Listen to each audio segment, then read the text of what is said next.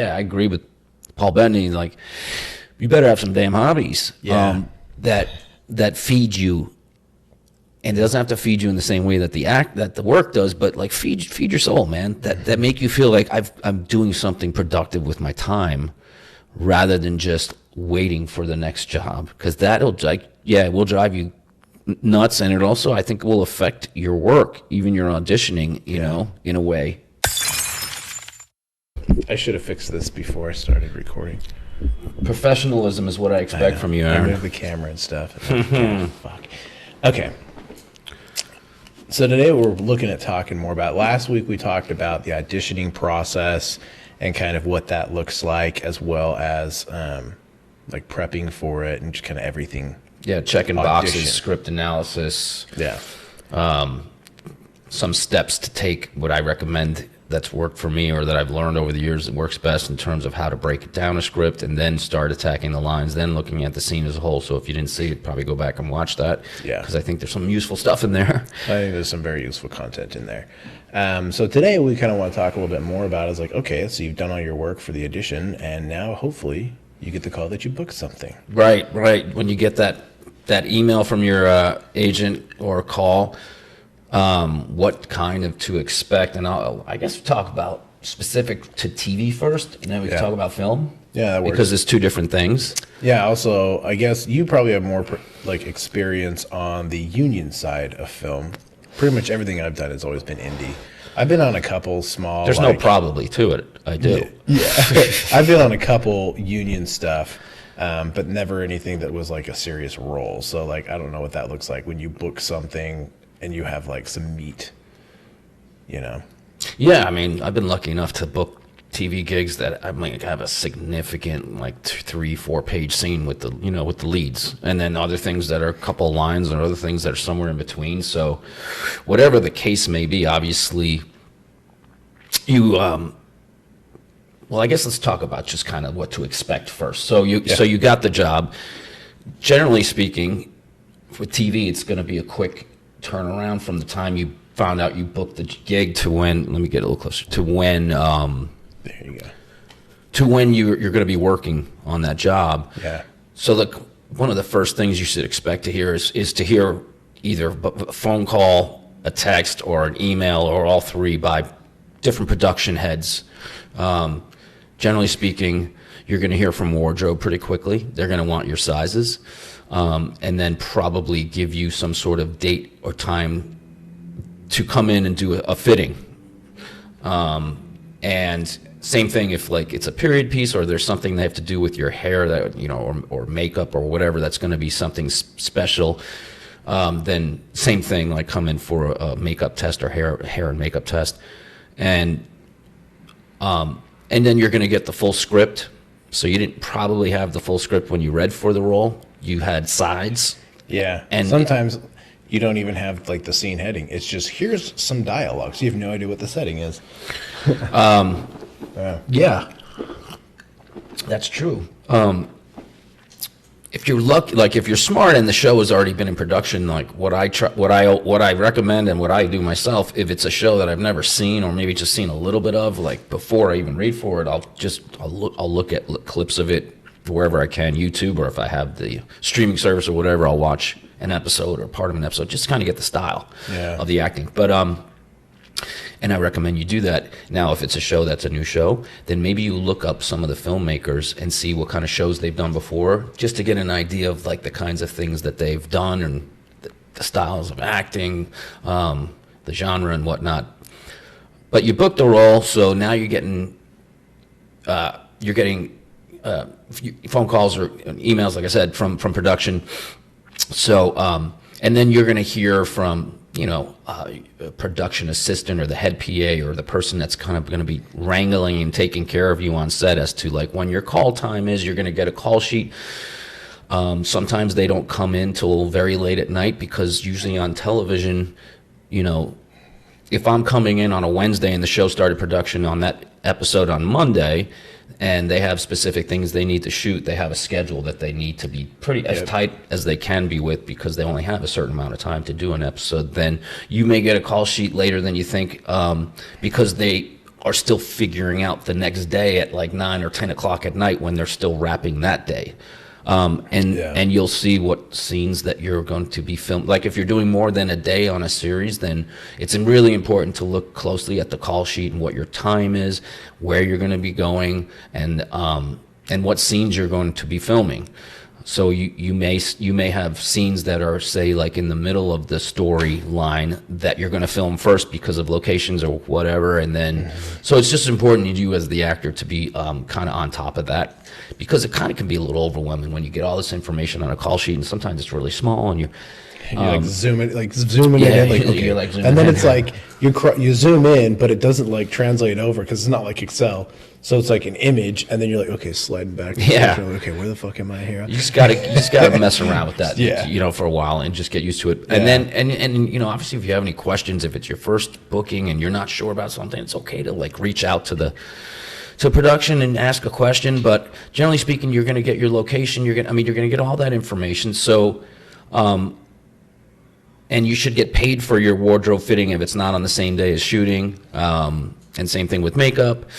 And then you got the role because you nailed the audition, right? You checked the boxes that they were looking for, or whatever the circumstances are. And then it's just about, I just go over those sides. I read the script. So if I when I get the script and I have more than the scenes that I audition for, I absolutely will read the entire script and get familiar with obviously all the scenes that I'm going to be in, and just take every moment I can just to prepare. Knowing, okay, my shooting schedule is this, so I know like whatever's first up, that's what I'm going to attack first, obviously, right? Yeah.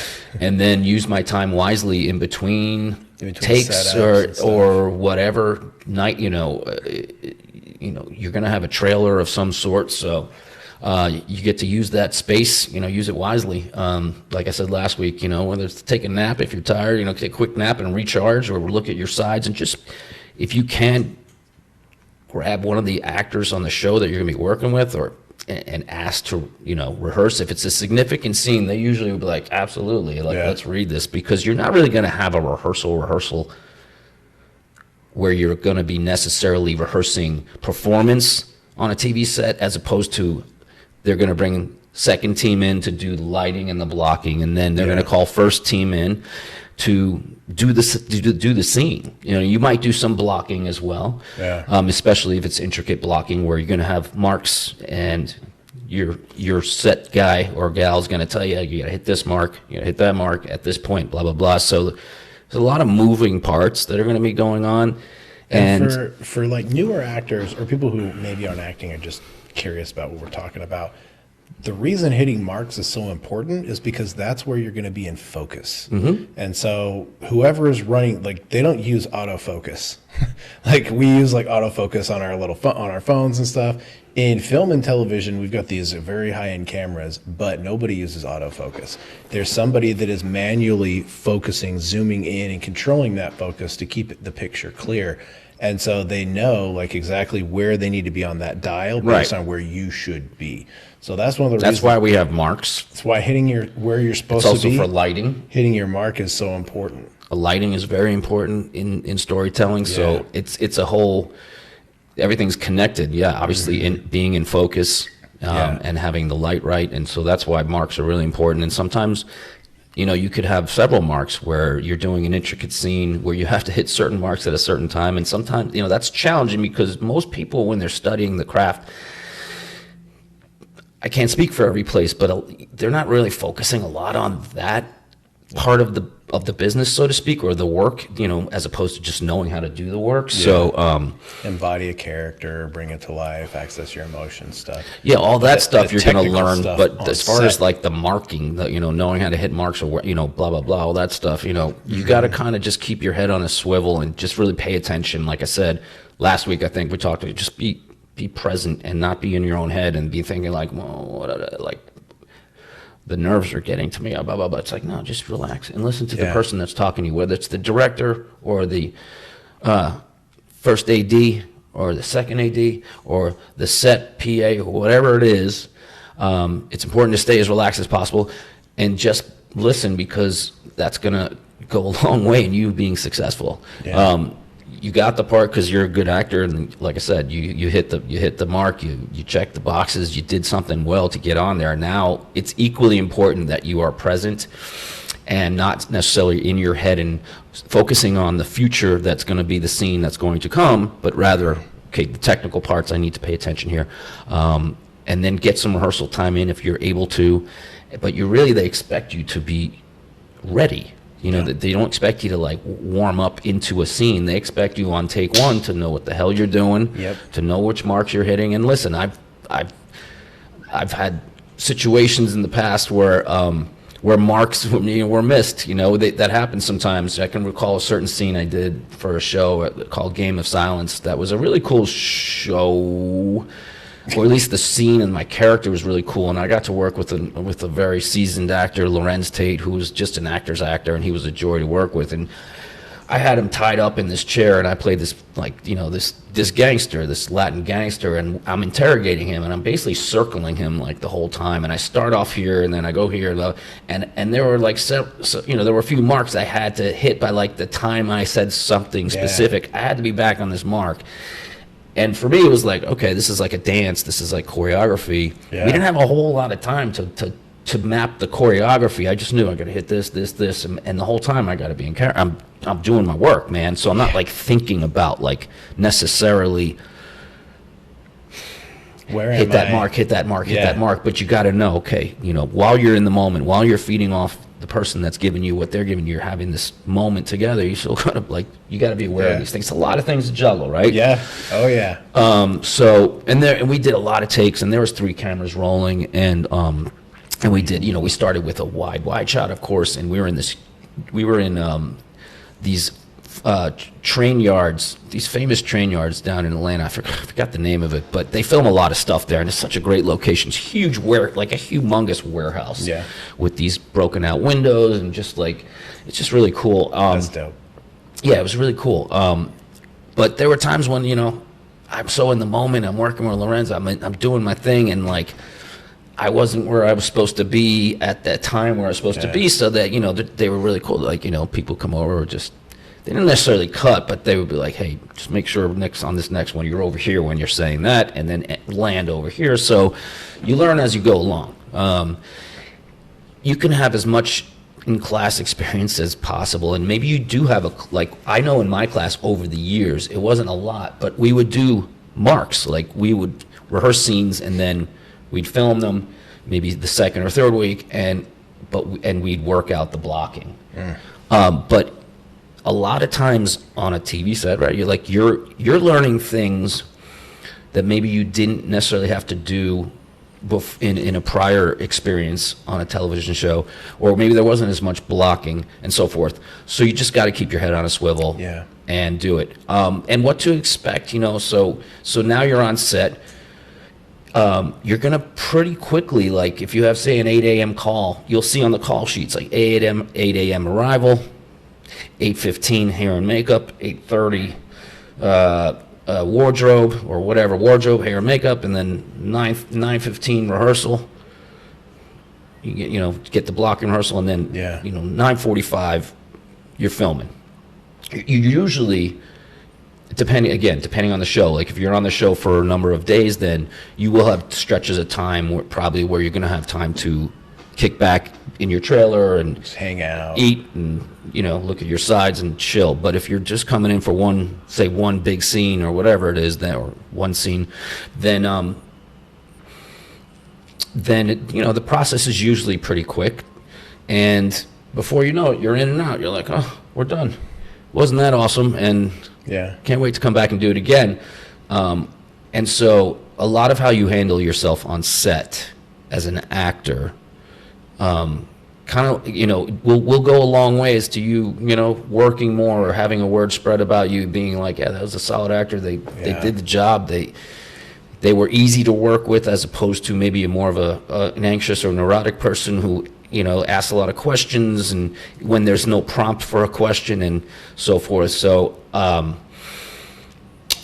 Yeah, man. And every job is, I've been doing this a long time. My first, I wouldn't say my first TV job, but my first SAG gig. Sorry, am I just? No, I'm gonna turn the AC off. Oh yeah, turn the AC. It's fucking freezing in here. It's like a cold, rainy day. He's got the AC cranking right now, like we're in the gym. Well, we had the oven going, so it heated up. Oh, what were you cooking? What were you cooking? We made pizza. I was gonna say when I walked in here, I was like, it kind of smells like pizza, but it always kind of does because you have a pizza place downstairs. Yeah, it's not your type of pizza. You'd think it was an abomination. Why was it frozen pizza? No, we made it. I mean, we didn't make the dough, but we did everything else. Like you got Publix dough or something? Hey, I got no problem with that. It's good stuff. That's great, man. I have a couple slices in the fridge. I'll let you try one if you want. Yeah, I wouldn't mind trying one a little bit. We put Kobe beef on there, some fuck. fried Kobe beef and some bacon. Damn. And then cheese. Now I have to try a slice. I make a lot of pizzas, as he knows. And I love making pizza, and I just made my own dough from scratch not too long ago. I used to use Publix or Kroger dough. Anyways, it's pretty gratifying to make your own pizza from scratch. So yeah, that slice I gave you last week, I remember you texted me like the next day or whatever. It's pretty good. Like that was one of my best pies, dude. Yeah, it's pretty decent, bro. How did you reheat it? I put it in the air fryer, like you said. Cool. And it didn't burn it. Yeah. No. If you put it like at 360 for like 3 or 4 minutes. Yeah.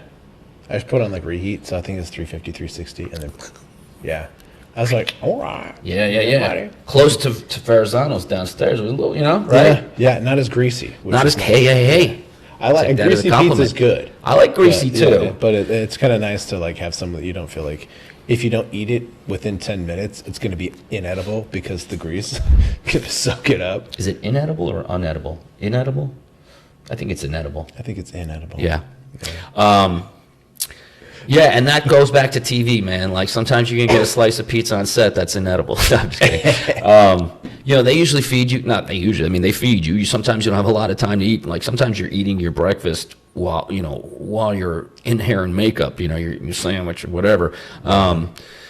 And like I said, every job is different. Like I think I'm pretty sure I've learned something new on every TV set I've been on. Probably every set in general, whether it's TV or film, but especially in regards to TV. I say television a lot, like I'm an old fart. Because you are. Just turned 34 for the 25th time. I had. It's funny. I was in Athens this past weekend for a screening of a really cool short film with these really great bunch of filmmakers that I was lucky that found me, and I enjoyed working with them. And then we had the screening, and I'd never been to Athens before, and so it was a great time. Met a lot of great people, and then I ended up like after the after party was over, kind of just wandering around the streets of Athens before I went back to my hotel and kind of checking out some bars, and it was all college kids. Like I asked, are there any adult bars, like people kind of like 30s, 40s, 50s? Like they're like, yeah, this place up here. I would go in there. I was like, no, man, they're all. So, anyways, this one bar, I had a couple drinks, and there was like these 20-year-old girls there, and I made a joke, something like, "What? So what? Everybody's here is 19 or something like that." And the bartender's like, yeah, pretty much. And then this one girl, she's like, she kind of got offended by it. Oh, she's like, I'm not 19, I'm 21. I'm like, oh, cool. I didn't mean any offense by it. Don't, and we ended up conversing a little bit. And I guess she asked me how old I was, and I was like, I'm a lot older. And, and she's like, what, like 36? I'm like, God bless your soul. Put another 2 decades on that shit almost. Take it down a notch, bro. Just fucking with you. Yeah, no. So I'm 36, so I'm that fucking old guy right really, now. you and I could play. We could play friends. Maybe I'm a couple years older than you, especially if I shave. Yeah, or if you just get the gray out. Get the gray out. I've never done that. I don't dye my hair. Like people ask me, like my friends, were like, dude, you dye your hair? No, man. When I was in my 20s, I dyed it a couple times for some roles, but that was like 20s, 25 or something. No, I never bleached it. I dyed it like a lighter brown when I had long hair. But I've never dyed my hair as an adult or put anything in here. Like this is just the way I am. So, totally on the BS end of things, I guess right now. I tend to get that from younger people, like a lot of my students, they're like, Matt, how old are you? I'm like, how old do you think I am? Like, I don't know, 38, 40. I was like, Thank you. Thank you. But I mean, enough people tell you the same thing and not like pat me on the back. You know, you kind of like, I guess, you know. That's why when I get roles of like 50-year-old guys to play, which I do a lot, like late 40s, early 50s, I'm like, in my mind, I'm like, I'm not really TV 50 yet. Yeah. You know? But I've gotten some of those roles just because the work was good and they're like, you know, whatever. They didn't fuck the age, you know? Yeah. But it's important as an actor to know like what, it doesn't matter how old you are, but it's how you're perceived by others and what age range you play, right? So we talk about that in class. My age range has been for the last 5, 6, 7 years, 35 to 50. That's probably going to change for me sometime in the next year or so, where it'll probably be 40 to 50, maybe. You know, I'll talk to my agents about that. Yeah. But in theory, I could play a 38-year-old guy. I'd buy that. Yeah, right. So it's important to know. I found this on the web for how do you play a 38-year-old guy. Wow. Was there any Hey Siri in there? Like that thing just went off on its own, right? Mm-hmm. Fucking technology, man. I'm just gonna turn her off. So I don't know what the hell we were talking about on set, what to expect, all that stuff. I covered some of that, but is anything like? I know that was specific to TV. I mean, film's different. I mean, TV is, from like your description, TV is actually pretty similar to indie film. You think? Like as far as like the blocking kind of day of stuff, like at least most of the indie film that I've been in Utah, you know, you get your script, and then you get the opportunity to show up on set, and maybe you get to go over your lines with somebody else before you're actually on set. You're talking about films, right? Because you did mostly indie films, right? Yeah, indie film. I would think you would have more time on an indie film to rehearse with your fellow. It depends actors. on what the project is. I mean, so the first film that I did was Lucy Shimmers and the Prince of Peace, and Lucy Shimmers and the Prince of Peace. should do the jingle for it.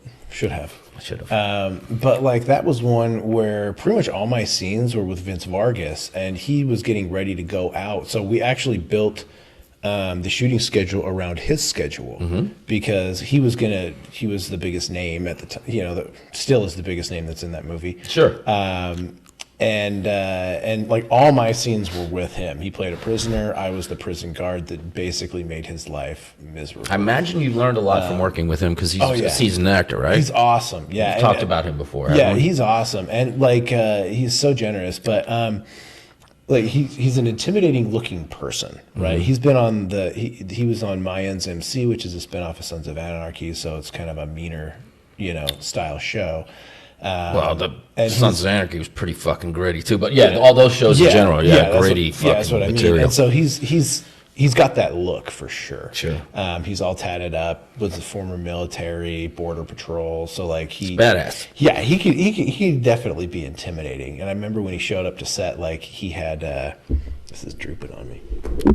It's the second time, bro. You gotta see a doctor about that. It's 36. It's already drooping. But I remember he showed up to set and he hadn't done anything with his hair or his beard, because he'd emailed Rob a couple times, who's the director, writer, and everything, and Rob hadn't replied back to him because he was he was the week before shooting, and he's in charge of everything. Right. And so he showed up to set and was just like, "What do you want me to do?" You know, and so they went and, you know, buzzed him up and kind of cleaned up, gave him the look that they wanted, and I remember, like, I didn't have any opportunity to do any type of rehearsal with him before the first day. Did you guys have significant dialogue? Oh, yeah. I mean, we had... Together, I mean? Our scenes... So his character usually wouldn't talk to mine very much, or very, very little. So you were the one doing the talking? I was the one doing the talking. Okay. Yeah. But, like, all of my scenes pretty much were with him. So we would do... Basically, the way kind of you were explaining, like... You go in while they're like gaffers and everybody is setting everything up. Boom, guy's figuring it out exactly like how he's going to boom it, you know, and everything with where they're going to place the camera. Are they going to do a movement with the camera, or is it going to be steady shot, like just on the tripod or whatever? Like, how are they going to? And so we would just do our rehearsal while all this stuff is going around, and they would actually just build the setup around how we rehearsed it. Right. Because it'd be like, okay, we know here's the space. Like if it's if it's in something like that, we're in a hospital room, for example. And So there's no second team on an indie film, so you're basically sitting in while they're lining up the camera and the lighting for you guys. yeah, they're doing it for us. Right, Yeah. right. When I did Fighting Chance, though, there was we had, I think what it came out to is about 8 minutes of actual fighting.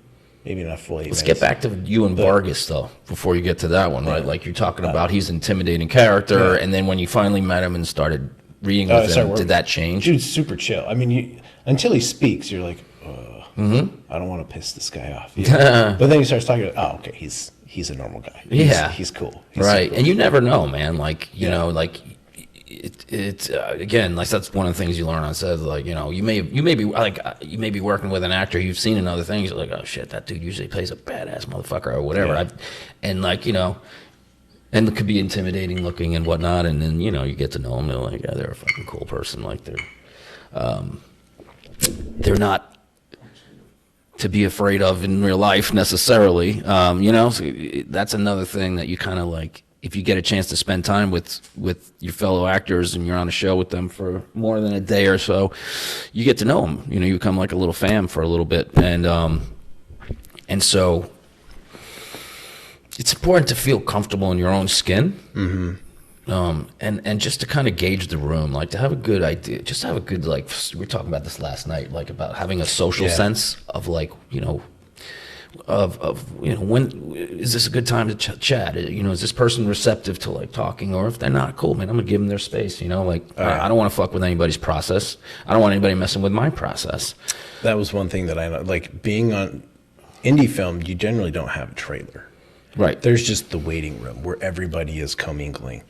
And so there were times like Vince is obviously the most popular person there, so everybody wants to talk to him all the time. And that's And so like I remember there was a couple times where I had some stuff I wanted to ask him and go chat with him, but I looked over and I saw him, and I could tell like he had a pretty intense, like emotionally intense scene coming up. Yeah, you don't want to. And I could see him kind of like he was just trying to get into it because they were, you know, finishing up, like getting most of it set up. The setup, and they're about ready to bring him in to start doing it. And I was like, now's not the time. Yeah. You know, like, man, that's smart, man. That's reading the room. That's reading like a situation. And it's important to have that part of yourself sort of built up, or just, and if you're not sure of that part of yourself, then maybe keep a little more to yourself or quiet unless someone comes up to you. And yeah, you don't want to be that annoying motherfucker that like talks everybody's ear off. I mean, you don't want to be a fan on set necessarily. Like, you know, I work with people who are like famous and party is like, oh my God, can I get a picture with you after this? You know, and then, but then I scrap that because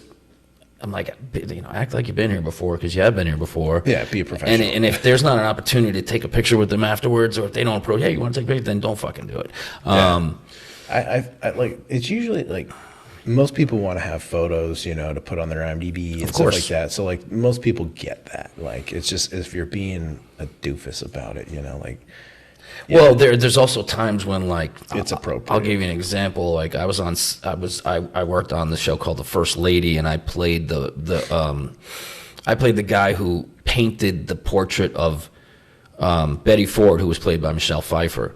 And so I only shot that one scene, and they were a little behind, and so they were coming from one setup in the White House and blocking this while they were still finishing up another scene. So I was in the room while they were blocking it. And then Michelle came in, she sat down in the chair, I'm at my easel, and we do a few takes and blah, blah, blah. It was pretty quick. Yeah. And part of me was like, man, it'd be great to fucking get a picture with Michelle. Like, I've been a fan of hers forever, and she's an amazing actress and beautiful, and wow, how cool would that be?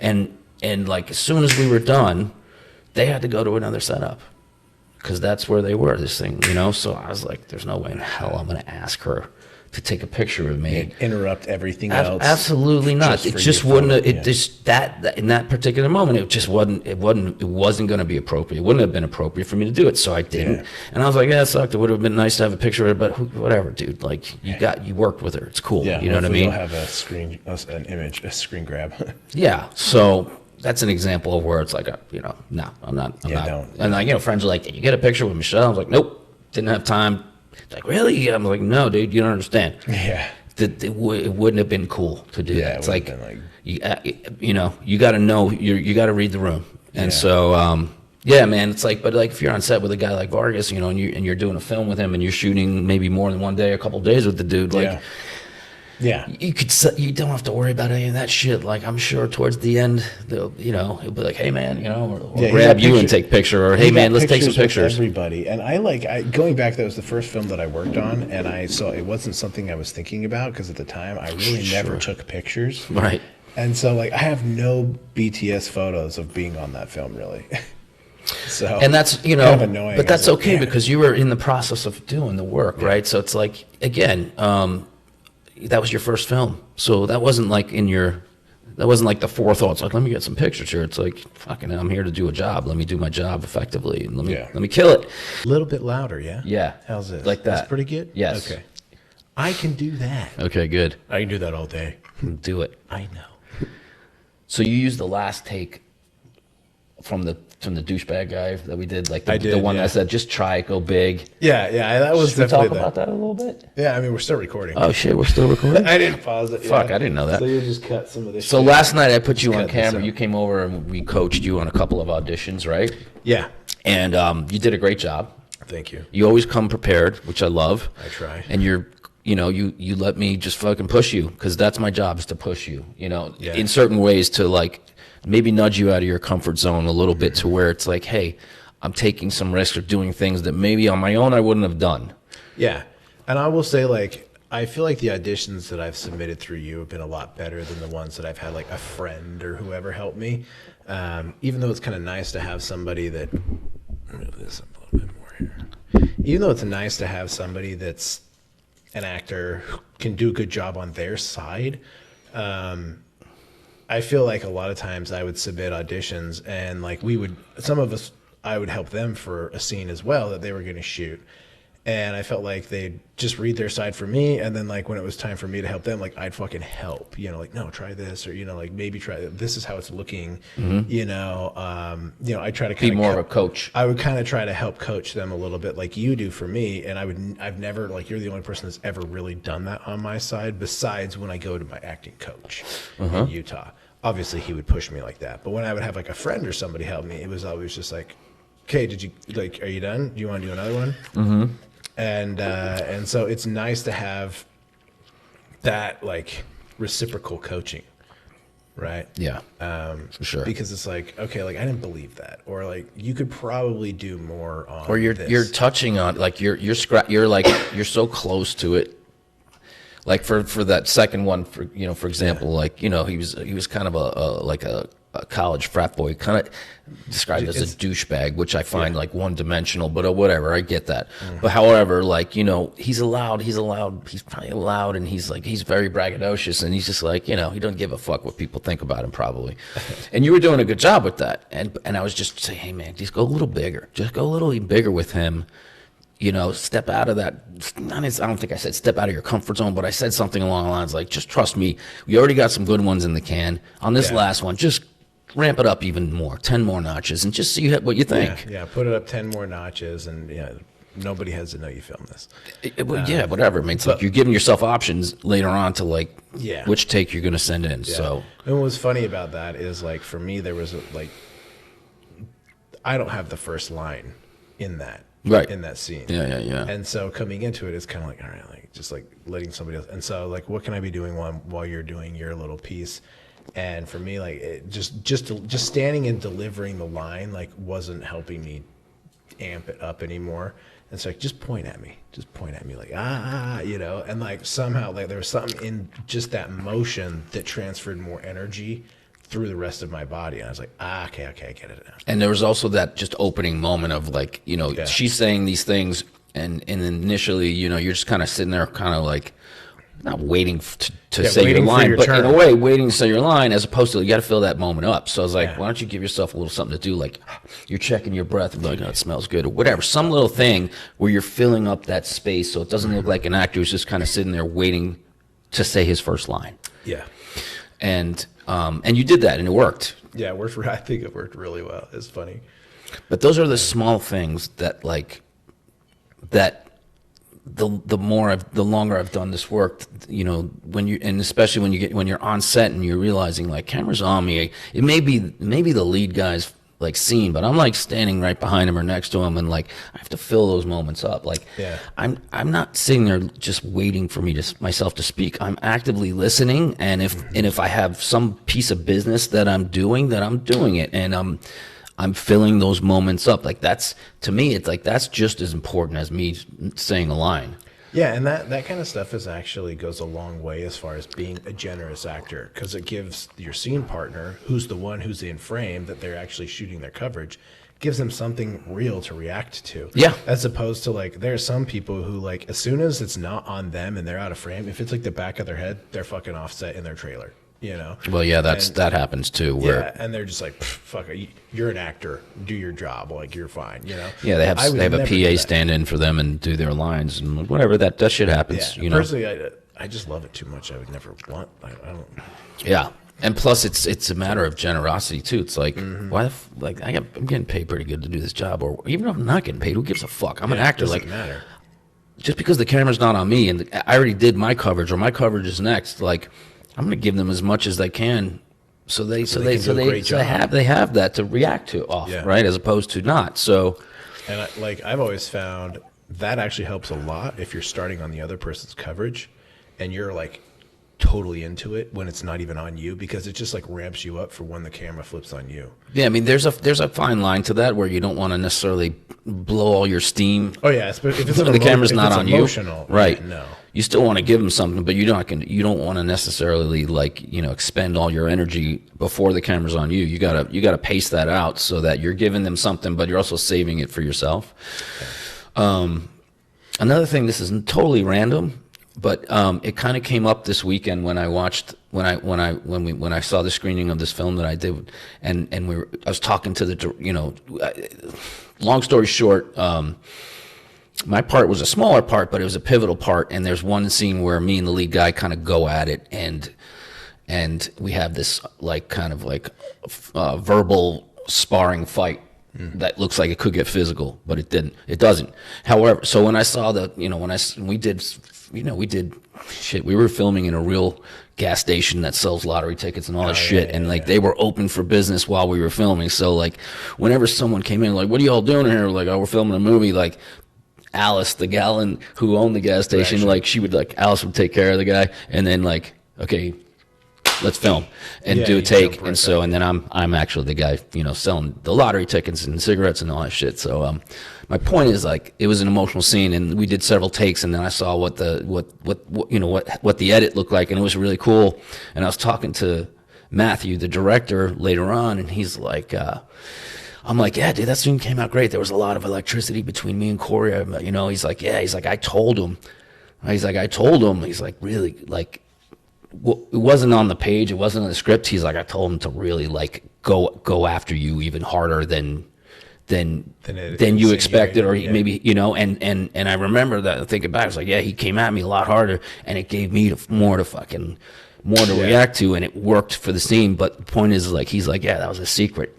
I wasn't in on the secret, and I love that, because some great moments on as an actor, you don't have to reveal all of the things that you're plotting or planning, or secrets that you may keep, even from the person that's playing your best friend or your husband or your wife or whatever the hell.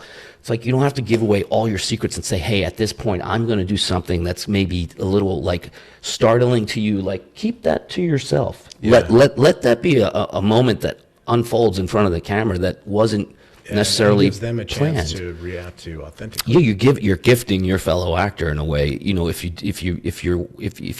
do it the right way, so to speak. Anyways, so I just remember dude, I love that, man. I love that you told him to do that. I had no idea, and it was so organic. And it worked, and that's the test of a good or the sign of a director who knows what they're doing. It doesn't necessarily give everything away to everyone, or in rehearsal. We didn't really rehearse. We were at the gas station in the morning. They were gaffing and setting up as we went along, and we just when we just got on there and filmed our scenes and then stopped when people came in and did it for, we were there 4 or 5 hours and then I was gone. But, and like, again, every situation is different. So I'd never been in a film before where we're in a real location where like, real thing, like this is a real place of business that actually is open for business while we're filming. You know what I mean? You're like, Which was, you dig it, man. You're like, fuck yeah. You gotta say yes to every situation. Yeah. You gotta say yes like in a your way. improv situation. Right, because Yes, you as an and- actor have very little control. The only thing you have control over is like, again, is yourself and your performance and how well you're listening and reacting, and that includes technical setups and all that stuff, right? That's what Yeah. you have control over. So be open-minded when you're on set. Learn from it. Like keep, if you're wise, you'll learn something about the filmmaking process as you're working as an actor as well, and take that into the next experience. Yeah. Whether it's a film or TV, the work is the work. The technical parts may be a little different, or the timing maybe. You may have more time on a film, even if it's an indie film, like you probably may not have more time. You may have a little more time to rehearse, whatever. But if it's a bigger film, you're going to have more time on takes, everything. on performance, and use those, maybe you try some different things out on different takes, so you're not doing the same thing every take. Yeah. And maybe you don't. Some actors are really good at repeating sort of the same thing in a new way every time, and other actors try fucking a different line reading every time. Just totally. Yeah. And it goes back to the not necessarily doing it to surprise another actor, but because they are trying different things out. They have the freedom to do that, and that's going to affect their partners or partner differently every take. So if you're not really listening as an actor and be like, whoa, Joe's doing this way differently, okay, that's gonna change my reaction now. If I'm sitting there with like, no, doesn't matter what they do, I'm gonna say my line this way or whatever. Yeah. Like you're missing the point of the work. Yeah. I think like the thing that I've been learning the most as I've been just going through the progression of like starting to like, I guess kind of where I am now. And it's something that I still feel like I'm learning is that, and I picking up a lot more from watching like interviews with like actors preparation and stuff, is that it's not so much about the lines. I mean, the lines are important. Sure. Obviously the dialogue is important. What's on the script is important. But as an actor, like what really makes you an actor is how well do you actually embody the character. And like that goes into the work that you do to find out who the character is and how that shines through you. Yeah, if you know your character, then you don't necessarily have to plan out everything you're going to do physically, emotionally. Like if you're inside the skin of that character, then whatever you do will be within the life and breath of that character. So I think that's kind of what you're saying in a way, is like the lines are the lines. They'll come, right? And you need to know your lines, but it's really knowing your character. And so if I know what my character thinks and feels or is afraid of or loves or whatever, covets, then and I know my lines, then it's going to come out how it's supposed to come out. Yeah. But it's going to be, it's going to make sense to that character, as opposed to I don't know my character, therefore I'm kind of like grasping at straws. I'm just what's on the script. Yeah, and again, you probably, if you don't know your character, most likely you're not going to be on that set because you didn't get the part.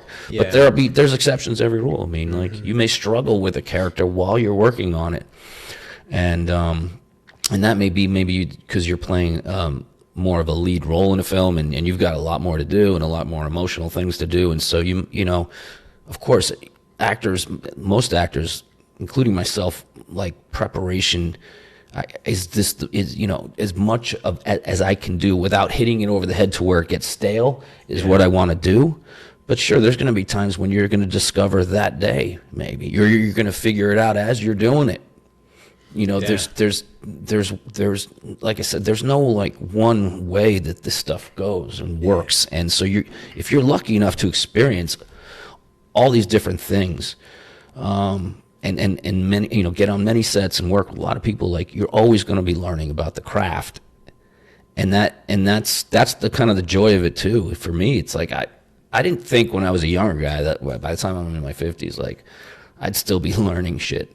I didn't know it all. Well, I didn't I'll think be amazing. Yeah, I I'll didn't be necessarily think famous and that. rich. Yeah. I didn't seem like I'd know it all, but I didn't like consciously think like, that I'd still, but Make discoveries. discovering, yeah. I got this shit, Right. Yeah, I know. And I think that comes with age sometimes, and also Wisdom. just length of time that you've been doing this, and realizing that shit, man, like every day is a discovery for me with this work, like every fucking day. And sometimes that's really cool. Other times like, damn, dude, I can't believe I didn't even think about that. Never even thought about it. Didn't ever occur to me that I would have to do something like that or like when you're fucking driving home afterwards, you're like, I should have. Yeah, that happens. Yeah, I was like, damn it. Yeah, like. Well, But usually that happens after after the audition. Yeah, after the audition. Like you leave, I I get it remember now. so many times when I would leave an audition, back in New York or LA, and then I'd walk out and like drive my car or get in the subway, and then the scene would come to me. I'd be like, oh, I get it now. Fuck. And what I attribute that to is I probably did not spend enough time on that material. Yeah, to figure that out. To figure those things out. beforehand. Yeah, Kevin Costner talks about that, like when he talks about go all the way on rehearsal, because usually afterwards, like after you actually shoot it, when you go all the way is when you have those epiphanies, and you're like, oh yeah, Those what? epiphanies. Yeah. But like when you if you do that on I thought you rehearsal, said epiphany at first. Epiphany. Yeah, but like if you do that right off the bat, then when you actually show up to film, you've already had those aha moments. And then you're like, all right, now I got this shit. Which hopefully, if you're fortunate enough to have rehearsals, you can do that. Yeah. But even, he's talking not necessarily rehearsal with the cast. It's just doing the work on his own too. Yeah. Doing his own character work. Not just while learning script and lines and all that stuff. But yeah, it's like turning over every stone. And not waiting, and not showing up being like, I'm not really certain about this person yet, because I haven't really pushed the envelope necessarily. If I push it, if I go balls out in fucking rehearsal and I just fucking push it and try things that like maybe make me uncomfortable or think I'm going too big or too small or whatever, at least I've done that work. Yeah. And now Have it's some like kind of base there. Yeah, and now I have a team of people I'm working with, including a director, and Kevin Costner directs his own films too. So that's shit. That's doubly. I've never done that, so that's But my point is, like, he's right, man. He's like, fucking tear it up in rehearsal. Like prepare. Try different things out, even if you feel like it's going well in rehearsal. It's like, let me just try something different just to see. Yeah. And then, okay, that didn't work, but at least I tried that. I just looked at it from a different angle or a different possibility or a different choice. Let me make some different choices, and then give myself that availability that when cameras are rolling, like, okay, I've turned over so many stones in preparation that now, again, you hear me say this time and again, it's like, now I just am in the moment playing, and I'm going to most likely, as a result, maybe surprise myself with some of the choices I make. And that to me is like one of the most fun things about this work is like, I don't even know exactly how it's going to come out or what I'm going to do next, because for me, this is happening for the first time every time. So that's when you surprise yourself and you look and like, holy shit, man, that was fucking great. Like, that was coming through God, through me, and I just fucking did it. Like, but it's hard to get there without that preparation. Yeah, if you don't do the work, it's not going to show. Yeah, just like any craft, right? I mean, if you're a carpenter, if I have a friend back in LA, he's like a master furniture maker. He makes Japanese tansu furniture, and that means like he takes wood, he takes a big slab of wood, and he'll whittle it down, cut it, so blah, blah, blah, to like there's no screws or anything like that. Everything pieces fit into the other pieces. Okay. And it's a fucking craft, and he's been doing it for years. And I was lucky enough when I first met him like years ago, we became buddies. He like gave me some work to do with him in his fucking shop, so I learned a lot watching him. I bet. And it's like, damn, that's a craft. Like, that's not something you go to school for a week, or you apprentice for 2 months, and then suddenly you are a master Tansu Japanese furniture craftsman. It's the same thing with this work, man. Yeah. He may pick it up faster than some other people that he's studying this thing with, but at the end of the day, it's like it's hours and hours of work and trial and error and all that stuff. And so it's the same thing with the work as an actor. If you look at it as a craft, that may sound like douchey to some people, but it's the truth. It is a craft. Yeah. And when you treat it like that and you realize, well, if I'm going to be a craftsman, then I have to be open to failure. I have to be open to not knowing it all, learning as I go, but also like being open to that and working with others. But I at the end of the day, I have like the preparation should not be. The lack of preparation shouldn't come into the equation. Like, you should prepare your ass off, right? Because that's my job. That's my craft. The craft requires an actor to prepare for their work. And so I think the reason I'm harping on that is I feel like a lot of young actors don't understand that, or don't believe it, or just say, yeah, whatever, that's somebody saying that. But I will be fine kind of knowing these lines, because I'm going to be a movie I'm charming, star. yeah, I'm beautiful, I'm this, that, or the other thing, and I rely on that rather than, okay, you may skate by on that, but not forever, not for long. Like, you'll realize preparation is, and you shouldn't be a chore. It shouldn't be a chore for an actor to prepare, to be as best prepared as they can. It should be fun. It should be joy. Like, it should be, I enjoy doing this, not because they told me I have to. Yeah. And that's where I think a lot of beginner actors or people kind of skate out of they realize that this is just too much work, man. This is not what I thought it would be. It's not the kind of work I want to do. Right. Yeah. It's not the glamour part of it at all. It's not the red carpet. It's not the party. It's not the picture or the magazine or the TV interview. That's just illusion. Like, that's just, that's set dressing, man. That's the after thing. If you're successful, you get to experience a little bit of that, and that's fun and all. But that's not why anybody does this, or that's not what sustains you through the years of ups and downs. It's like, oh well, feast or famine. It's like, okay, yeah. I saw a thing from Paul Bettany where he was talking about just a video. I think I might have sent it to you, but he was talking about how. If you're going to do this job, you need to find hobbies, because there are going to be periods. If the only thing that you're doing for work is being an actor, like, there's going to be stretches where you're not acting. That's right. You're not working. That's right. And even when you are, he's like, there are going to be sometimes there's long periods of time where you are just in a trailer waiting to act. And like, if you don't have any kind of hobby or anything to fill that void with, it's going to be tough. Yeah, sometimes people can lose their mind a little bit, especially if you're like waiting to work. Yeah. If your identity is I'm an actor and you haven't been on set for 6 months or a year. Yeah. It's like, well, and then it's like, who the fuck am I? Right. What am I doing? Identity crisis. Yeah, and so like to have a hobby, and the thing is like one of the beautiful things about it is like as an actor you can be anything. And so like take classes, learn to play an instrument, learn to do something. Yeah, because, like those are you're all a creative things person, so maybe you find hobbies that are creative outlets for you, whether it's me, whether it's making writing, drinks.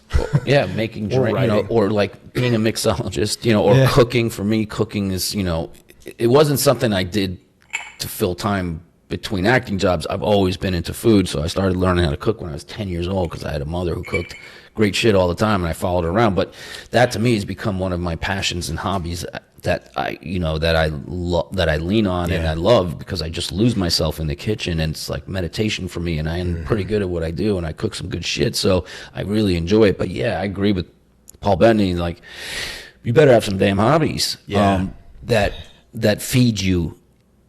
And it doesn't have to feed you in the same way that the work does, but like feed your soul, man. That make you feel like I'm doing something productive with my time, rather than just waiting for the next job. Because that'll it will drive you nuts, and it also, I think, will affect your work, even your auditioning. In a way, like mentally. And then you start to get desperate. Like, man, I've got to have this job because like I haven't done anything for so long. Yep, that's or what like I'm talking whatever about. it is, and then you start to get desperate, and that comes across, and nobody. Desperation reads in any walk of life, man. Yeah. You know, whether it's you're in a social setting and you really want to be part of a group that you're like envious of, or you're looking at someone you're attracted to, and like, you know, you come and you're like, you know, they know that you want them so badly, or you want that so badly, that's like almost a turn off, man. It's like when you really don't give a fuck in life. Same thing with this work sometimes. I mean, there's been times when it's not like I don't give a fuck whether I get this, but I don't. Like, fuck it, I don't give a fuck, man. Like, I'll take it or leave it. A lot of times when I've done that, I fucking book it. Yeah. It's that energy fucking translates. But if you're desperate and you need to pay your rent and your ego needs this and everything relies on me getting this one big role that's finally come across my table, like, you're already setting yourself up for it's difficult enough to book sending in free and clear and in the moment and playing work, right? That is just going to weigh your ass down, man. Yeah. How can you be in the moment if you're desperate? How can I be in the moment if I want something that I'm reading for like so badly that I'm thinking about the outcome rather than the process? Yeah. That's a trick. That's a trick that people need to that translates to life too, man. Which, like, if you think about it, it's like, man, the person who really wants it is willing to do anything. You'd think that would give you an edge. You would think. You'd think that, like, if I'm looking, like, who do I want to give the job to? The person that doesn't give a shit, or the person who is like fucking It's not hungry? that they don't give a shit. It's that they Yeah, don't need it. it doesn't matter. They don't need Yeah, it. exactly. Or they're pretending they don't need it, or they tricked themselves that they don't need it. So it reads like, the person really doesn't. They don't. Yeah. It's just And like it's just this funny like paradox that we have. I know. You know, It's a paradox Yeah. that's like it's that everywhere across the though. boards. It's man. everywhere, but it's definitely I think it's. I appreciate someone that cares, right? Like Yeah. I appreciate someone that like will pull me aside after like my acting class and like ask me things that are like, all right, those are good questions you're asking. Not like, what do I need to work on? It's my first day, and what do I need to work on? Like, you need to work on everything, homeboy, or whatever. Like fucking everything, dude. Or young lady, or young man, or whoever, or old man, or old lady. Person. Yeah. But if they, you know, if they're good questions and they're mining for stuff that like, hey, you know, that's a great question. I'm happy to answer that for you. That's cool. If you're needy and you're like, well, you know, I need to be told how good I am right now. Yeah, nobody wants that. Now you're annoying me. Yeah. Because we just went over your scene and I gave you my feedback. So if you were actually fucking listening, you would have, that answer was there. Yeah. Now you just want some other things because you're insecure or Just want whatever. to be pat on the head. Yeah, and Yeah. you know, fuck, I don't have time for that shit, man. No. And I don't do that with other people. I don't think. I don't. You know, I'm not trying to get something from somebody that isn't required. That I don't need. Sometimes that shit comes across as like really insincere too. Yeah. I remember years ago I worked for a stock brokerage firm, and my boss at the time was not like she was very brutal, but like she really didn't give a shit about like us as employees.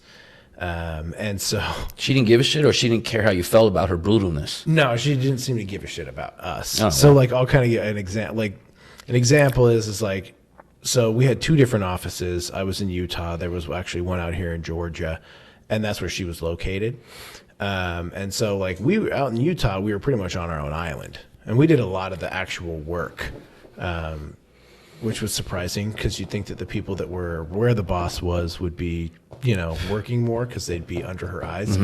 But no, we ended up doing a lot of the work itself. And like there were days where she'd like hit you up on instant message, just say, hey, just checking in. How's everything going? You'd reply back within 30 seconds and ask a question, fucking silent. And so like it became apparent, you know, that was just her checking a box to show that she'd reached out and had a conversation with her employees, but like never responded back until something was burning down and it was a fire Well, maybe drill. she thought these guys can answer these questions themselves. Well, maybe, but she did that with everybody. So Okay. it wasn't just me. And so it came around to like like supervisor feedback time where you do your anonymous surveys, and it wasn't just people in Utah. Like everybody fucking napalmed her. Okay. And like, so yeah. And it was finally a time where like we'd voiced our concerns to like her boss. And it like we don't feel like we ever have any support. Like what's she actually doing? You know, like what is she like? It was a general thing. It was a across the board. Yeah. Like none of us felt like we had any support, but then like we were always the ones that it was our fault. Like when something blew up, right? You know, and it's like, so how did that get resolved, or what was the point of that in terms of like what we were talking about? Because we were talking about the neediness of people, right? That comes back to, you know, I had a one-on-one with her one day, and she was talking to me, telling me like, yeah, so like I've taken the feedback to heart, and you know, I'm taking this like personality training session, like and stuff like that. You know, like she said that. Yeah, she said all this stuff. And then she just stopped and like looked at me and waited. and I was like, well, I'm looking to like, and I realized in that moment she was waiting for me to pat her on the head and say, oh, you're doing such a good, no, you're actually a great boss. You're doing a great job. I'm so proud of you for doing that. Like, but in reality, like I realized that like, that's what she was waiting for. And I'm not going to give her that comment because she was a so was she boss. Making excuses for why she was shitty in those departments because she's working on these things in her personal life? Was that what she's saying? No, she's basically saying, hey, I'm gonna do that, tell me I'm doing a great job. Oh, she never changed. Oh, like, hey, I got the note, I'll fix that, and she never did. She never did. Oh, okay, that's different. But that's the thing, is she was like wanting to feel a validation from us. So you know what information that gives me? Yeah. It's you know, like for me, again, I sometimes lately been looking at life as just a series of a series of different information that I'm taking in. Yeah. Everything's information, right? Yep. So if I take emotion out of it, what am I learning from someone who's like, okay, so they're narcissistic, and they don't take responsibility or whatever. You know, I'm learning about them. The reason I bring that up is like, well, they're probably not going to change. But at least I have a better insight as to how this person thinks, or what their mode of operation is, or what their insecurities are, or whatevs. Yeah. I can use that information to my advantage now, or to make life a little easier for me, or whatever I decide to do with that information, right? But you have that information. But I had that information, whereas before I didn't. Correct. So having that meeting with her may not have resolved anything, but at least it gave you that information. Now, how did that information, did that do anything for you? No, it wasn't long after that. Like at that point, I had already checked out. Later?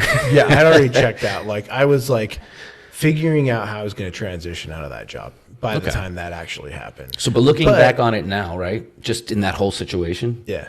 What insights can you take from that? Excuse me. Like, what can you glean from that? That like you could take that into something else. Like, if you ever meet a personality like that again. Oh yeah, like generally, I mean, it's obviously giving people praise is like one thing that just helps in general, you know. So like positive words of encouragement or praise, things like that. Like some people need that way more than others. Absolutely. And you know, if depending on what you need from them, and also usually criticizing somebody and just telling them they're doing a bad job usually doesn't make anything better. Doesn't work. Yeah, very rarely. You have to do that with kid gloves in a way that's not like unless you really want to hurt unless you don't give a shit about hurting someone's feelings. Yeah, that's like your intent. You know, you have to do that in a way like where it's like they get that there's something about you that you're not digging, or the way you're doing something is not the right way. Yeah. But if you put it in a way that's more positive, like, hey man, there's you know, maybe you're doing some great stuff. Here's like one thing I need you to focus on. Yeah. Well, one thing that we can all benefit from is like, even if you don't want to do it and we get it because you're busy as fuck, it's just a little something like, hey, just get back to us 5 minutes after we text, you know. That's going to go such a long way, Shirley. I'm just going to call her Shirley for a moment. Shirley, that's going to go a long way in like making us all better. Yeah. So even if you don't want to do it, like I get it. I wouldn't either, Shirley. But it really would help us if you did once in a while hit us back with that with answering the question that we have, man. Yeah. When you reach out to say how's the day going, and I reply and ask a work related question, and then it would be useful to have you fucking respond. Radio silence. You know, like, well, I mean, that tells me. When is this due? I haven't heard anything about when this project is due. When do I need to have it in by?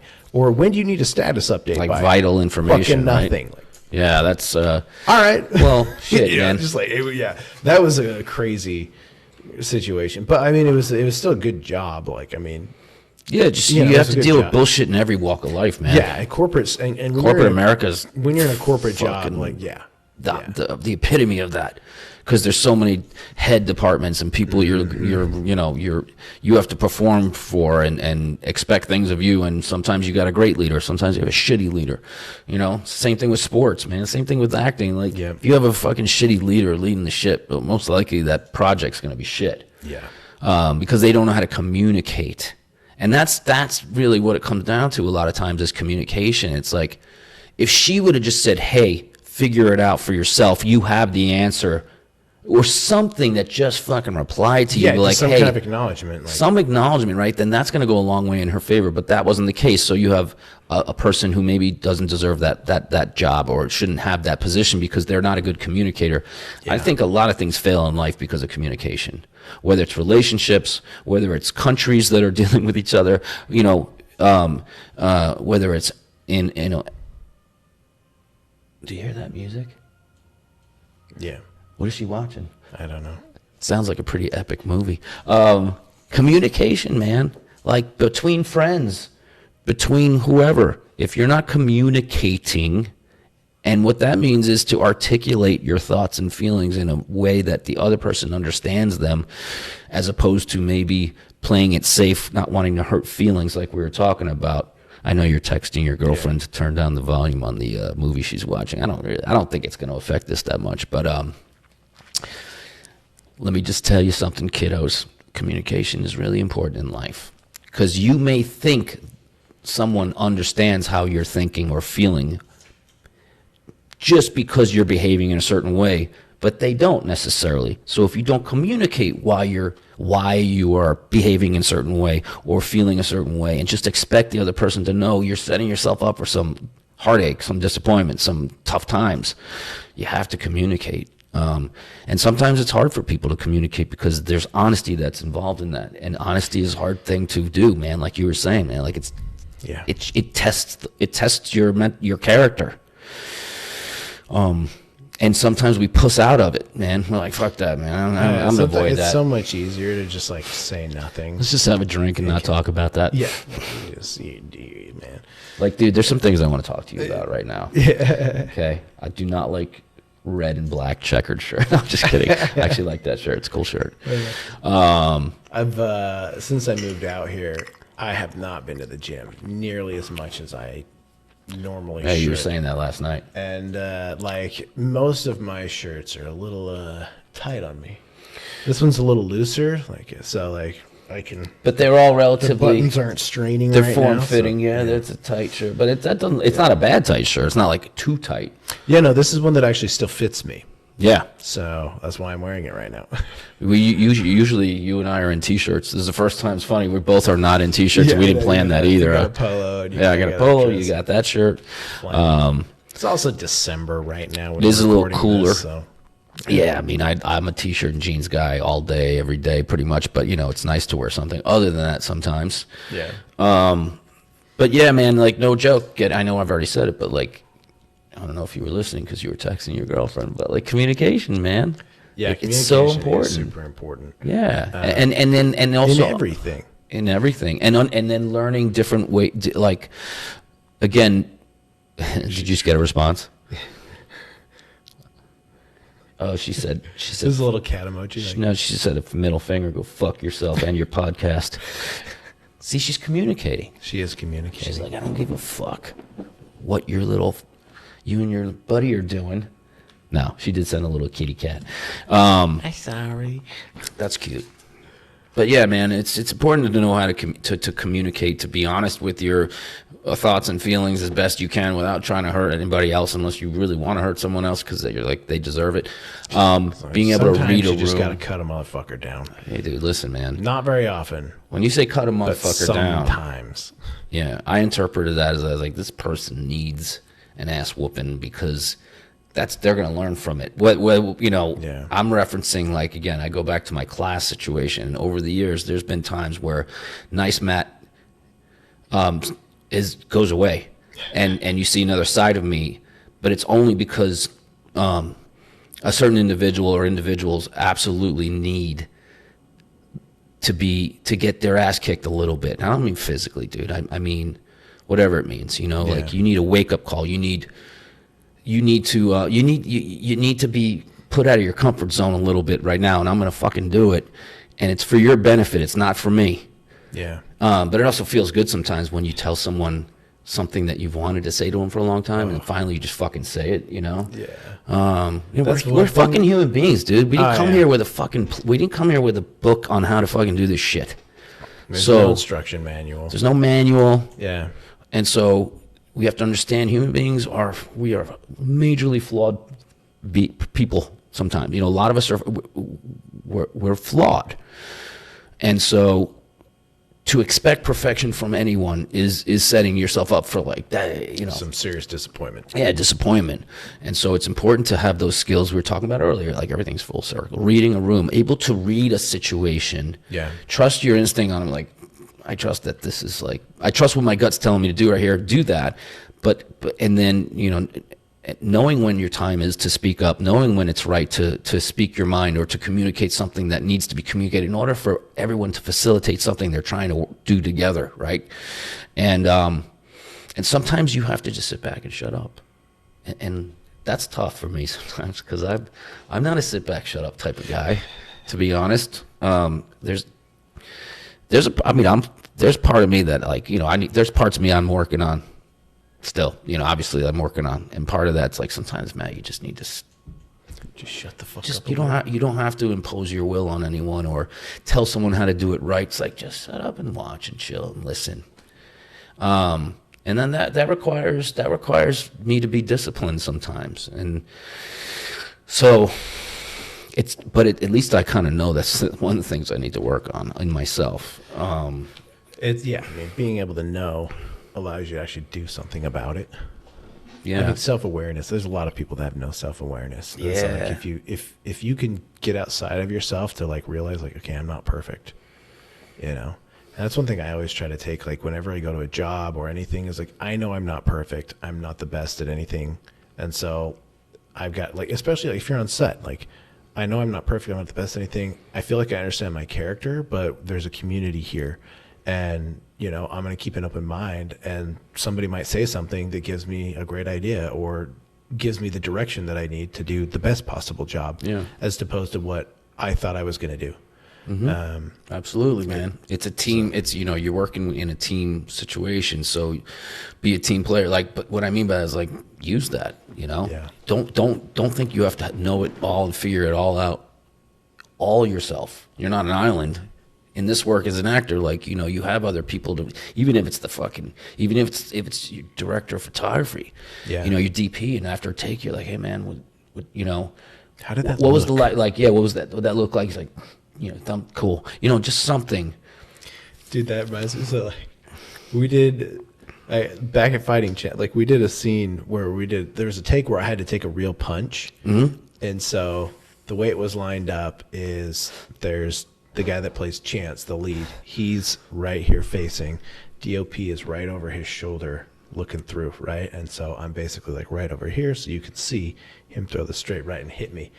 And nobody, so he hits me, right? And I remember that's the first time. Were you going half speed on the hit, or did you choreograph the actual hit itself, or you just fuck it, just hit me? Yeah, we're let's just get a take where we actually have a clean hit, right? And we'll just kind of figure out how we can cut that in. Yeah. But that we've got a real hit. Yeah, an actual, you see glove hitting face, face moving. Yeah. Spit you get real stuff. Not, yeah. And a lot of the punches in that movie were real, except to the face. Every body shot was real. We left with so many fucking bruises. Yeah, all baby. Over. And then there were a lot of punches that were real, but one thing that it was the first time anybody on set had shot an action sequence. So you were all learning together. So we were all learning together, and going back now, one of the things that I wish we would have done is all of the shots where there's real action, we shot in at least 60 frames or higher. Mm-hmm. Because if you shoot, you slow it down. Well, if you shoot in your regular 28 or 30 frames per second, a punch is. Yeah, it's so quick that you don't even see it. You might have one or two actual images or frames in that Yeah. where it actually makes contact. Yeah. And depending on how the lighting is, if it's kind of a darker shot or whatever, like, you're not going to see it. Right. So if you're And going to so, actually take a hit on the face, so you someone's- better do like 60 frames a second or High, higher. Yeah, the highest frame rate you can do, because you're getting the shit kicked out of you. Yeah. Like, you're literally getting beat up. Yeah. So like the worst thing that could happen is to not be able to It's see not to be it. able to see the fight. Yeah, the hits. But I remember, like, so we filmed the shot, and I get hit, and I remember I kind of like, I turn this way, and I'm like, I'm waiting for cut. And I'm like, did we get it? And it was just dead quiet. Because you got smacked It pretty was, hard. oh yeah. And I remember, like, I've been punched, but I hadn't been punched with 4-ounce gloves before. 4-ounce gloves is not that much. Like, there's like UFC gloves, yeah, right? UFC, Like- yeah, just UFC. That was the first time I'd like legit been punched in the face. That's basically like getting hit with a 4-ounce fucking glove. open, like a just bare a notch yeah. before a bare knuckle. Yeah, for the most part, they're to protect the fighter's hands, not the Yeah. other person's face.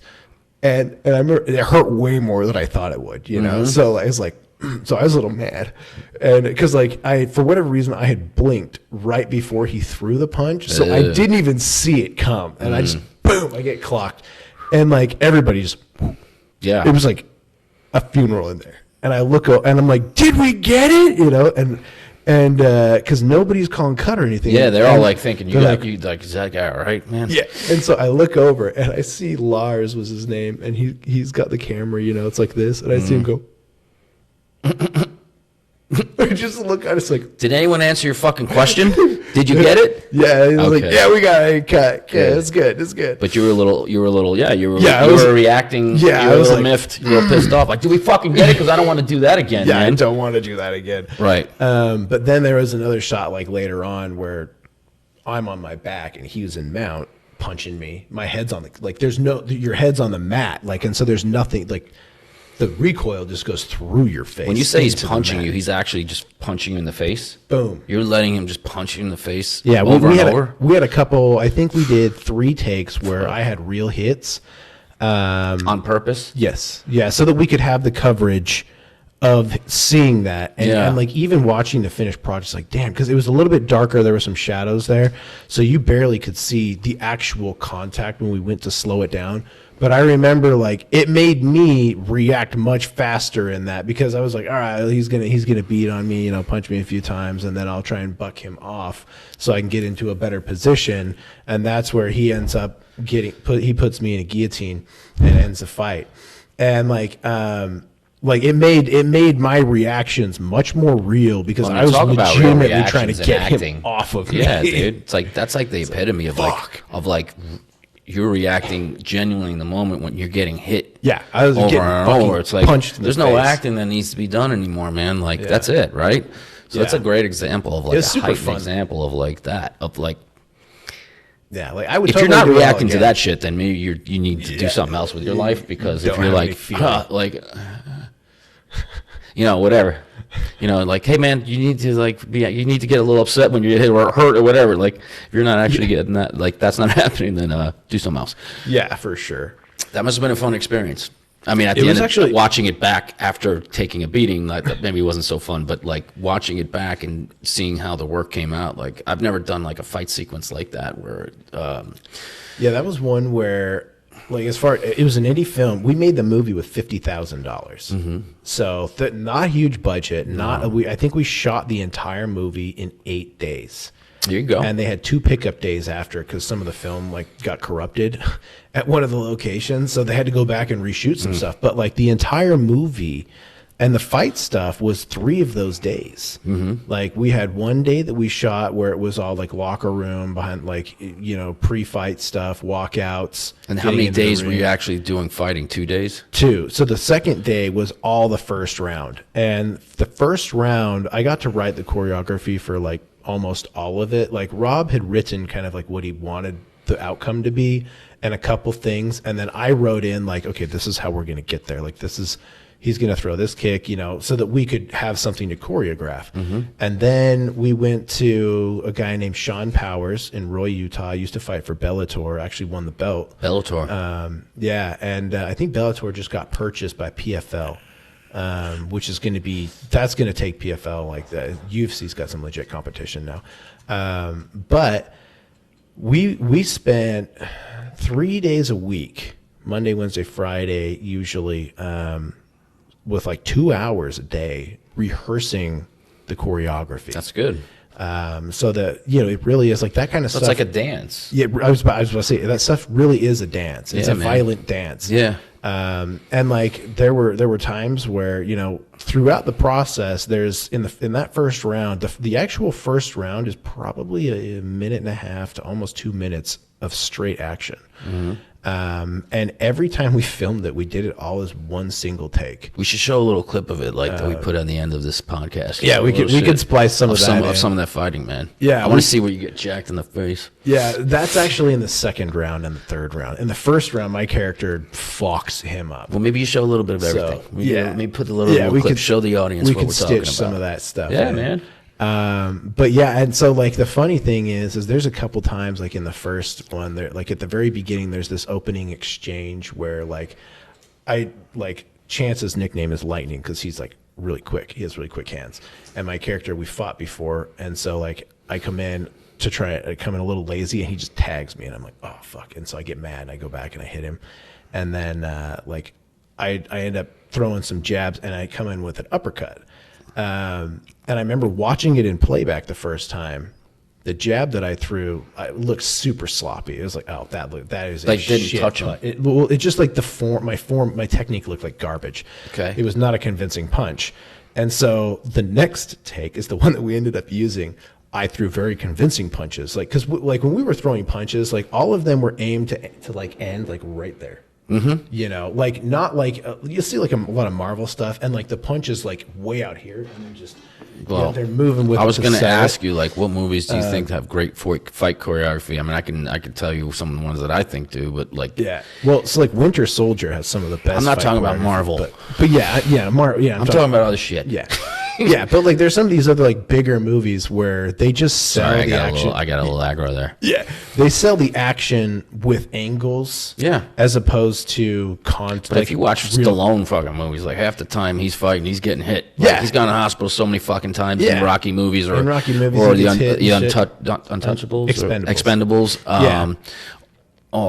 Yeah, man. Like, or watch Bruce Lee movies, man. Like, yeah. you know, watch what they're doing with them. It doesn't get much better than that in terms Yeah. of fight choreography. You want Enter the Dragon or the fight with Chuck Norris in whatever that second to last one he did, or whatever, in the Coliseum. That's one of the great Yeah. fight scenes of all time. But like, and that was fucking 47 years ago, man. Long time ago, 50 yeah. years ago, 1970 or 71 too. Yeah. Anyways, But I threw this punch much more convincing, and so I came into so he reacted to it much. He's supposed to cover up like Right. this, and then I throw an uppercut when he kind of goes to cover, and like I fucking hit him because like where my 'Cause he punch- wasn't covering up. No, because he covered up so much more and ducked his head down more than he was before. So his head was where I was supposed to end my punch instead. So he leaned down and kind of you went into his. Yeah, I actually clipped him, and his head shoots back. You know, he didn't really have to act. He sold it really well, but like it's probably because Doesn't sound was like he needed to getting sell hit. it that much if you got hit. Yeah, there was a lot of times where we accidentally did hit each other, but like it just makes it look better. Yeah, I mean, You know, it film happens, lives right? forever, so Exactly. it's totally worth it. I mean, I would absolutely do that kind of stuff again. It's so much fun. Yeah. Yeah. But yeah, and it gives you a reason to get your body in like ridiculous shape. Yeah, man. Because I had to train. I had to look like I just cut weight the day before. Right. So I had to get in really good shape, be like 6 or 7% body fat for that, and that was a lot of work, but it was fun. It's kind of like what a real fighter does, man. They go through fucking hell and back Yep. to cut weight and do whatever they can to make that weight by the time they're on that scale, right? And like these guys are in phenomenal shape, like the best shape you've seen anyone in. You know, like these fighters are like just crazy shape, right? So when I saw some stills that you showed me, or when you showed me some of that movie, I was like, damn, dude, Aaron looks fucking good, man. Like he's cut, he's ripped. And I, you know, we talked about it. I was like, dude, you look like in really good shape. He's like, yeah, I fucking did, you know, crazy, whatever I had to do to get there. If you want to look it up, it's MFT 28 by Greg Plitt. But by Greg who? Greg Plitt. MFT 23? What is 28. It's military fitness trainer. Oh, you're talking about the 28 days. training. That's the training. program that I did. And what's the name of the movie again? Fighting Chance? Where can people It's see on that? Amazon Prime It's on Amazon Prime? and Tubi. Okay. Yeah. Cool. And it's a short No, it's feature. feature, and that's a different one than with Vargas. Yeah, Vargas is that's on Prime. It's on the Prime Holiday Collection. It's December right now. And what's the name of that one? Lucy Shimmers and the Prince of Peace. Lucy Shimmers and the Prince of Peace. Bow. But yeah, that was a fun. I feel like that one's probably the one that I've ever had the most opportunity to like really get into character, like the prep work beforehand. Yeah.